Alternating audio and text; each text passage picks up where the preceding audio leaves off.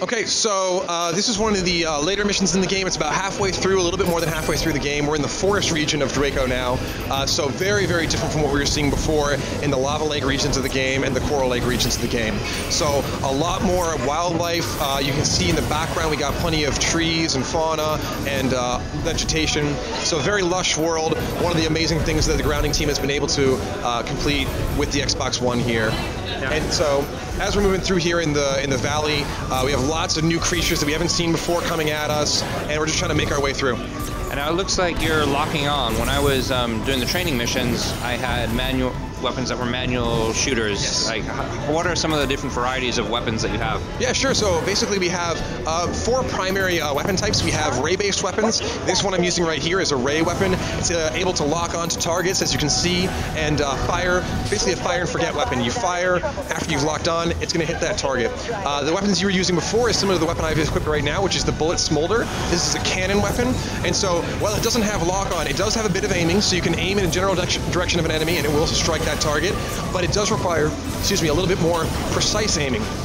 So you have to be careful about where you're shooting. We also have vision weapons, which you may have seen before. Those are much like lasers, so you'll be continually firing at them. It's a straight, constant stream of energy hitting the target. Very effective against some of the smaller enemies, and they have a very wide range as well. So the reticule is pretty big. You can blast a whole bunch of targets very quickly. And then we also have some shield weapons, and these weapons can actually destroy projectiles as they come towards you, which is important in the later levels when you have a lot of enemies coming at you. Now, I noticed this as well. Some of the enemies you're just shooting down, but some enemies, when you play glow, can you explain why are they glowing and why only when you use certain weapons? Yeah, so basically that is the way that our elemental system works in this game. So all the dragons of Draco have an element associated with them. Fire, wind, and light.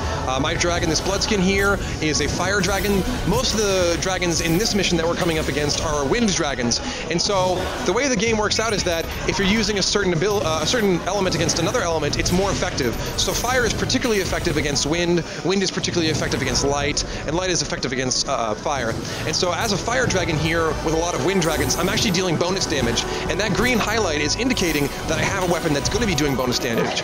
If I had in fact selected a different weapon, perhaps a light weapon, you would see that these enemies would be highlighted red, and that would indicate that I'm actually having a penalty to my damage. So Crimson Dragon is very much about preparing for your missions, selecting the right type of dragon, the right skills, the right power-ups, all the things you would need to do to get the best possible score in the best possible time so you can compete with your friends and have the best possible experience. So there's definitely a strategy to that pre-level setup where you're picking weapons, configuring.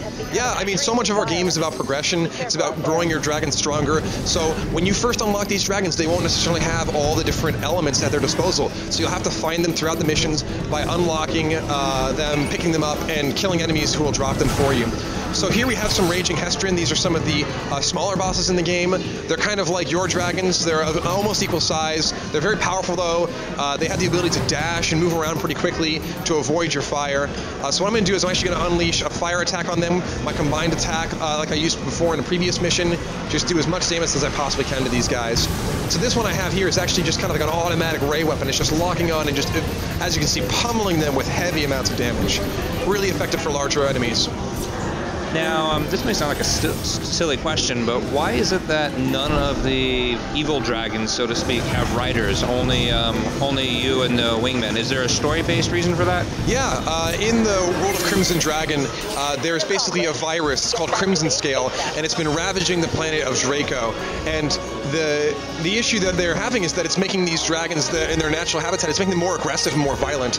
And so these dragons are not actually being ridden by other people. They're just the natural population of the planet that's throwing out the humans who are trying to colonize Draco. So throughout the game, you will kind of realize that the humans are visitors here. This is a planet ruled by dragons, and these dragons are being infected by Crimson Scale. It's making them more fearsome, and so it really is a fight for survival for the humans who are colonized here to kind of hang on and try to stay alive.